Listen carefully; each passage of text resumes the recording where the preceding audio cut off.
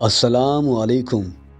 آپ موجود ہیں ہمارے یوٹیوب چینل سنو میری زبانی پر، اور میں ہوں آپ کا میزبان امجد علی خان۔ حضرت جنید بغدادی رحمۃ اللہ علیہ فرماتے ہیں کہ مکہ کا ایک حجام تھا، وہ اس وقت مکہ معظمہ میں کسی رئیس شخص کے بال بنا رہا تھا۔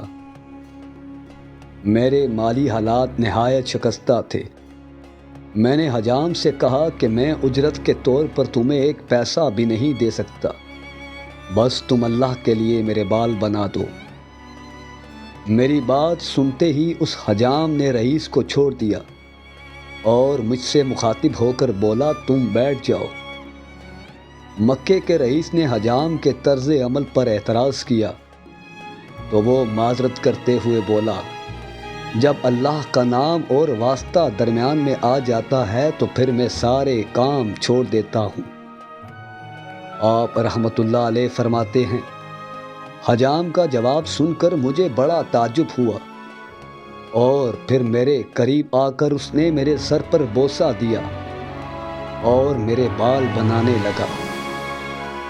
اپنے کام سے فارغ ہو کر حجام نے مجھے ایک پڑیا دی جس میں کچھ رقم تھی، اسے بھی اپنے استعمال میں لائیے۔ حجام کے لہجے میں بڑا خلوص تھا۔ میں نے رقم قبول کر لی اور اس کے ساتھ ہی نیت کر لی کہ مجھے جو پہلی آمدنی ہوگی وہ حجام کی نظر کروں گا۔ پھر چند روز بعد جب میرے پاس کچھ پیسہ آیا تو میں سیدھا اس حجام کے پاس پہنچا اور وہ رقم اسے پیش کر دی۔ یہ کیا ہے؟ حجام نے حیران ہو کر پوچھا۔ میں نے اس کے سامنے پورا واقعہ بیان کر دیا۔ یہ سن کر حجام کے چہرے پر ناگواری کا رنگ ابھر آیا۔ اے شخص، تجھے شرم نہیں آتی؟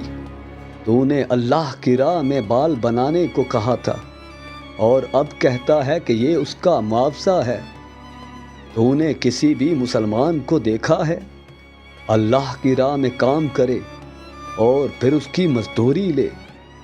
اس واقعہ کے بعد حضرت جنید بغدادی رحمۃ اللہ علیہ اکثر فرمایا کرتے تھے، میں نے اخلاص کا مفہوم اسی حجام سے سیکھا ہے۔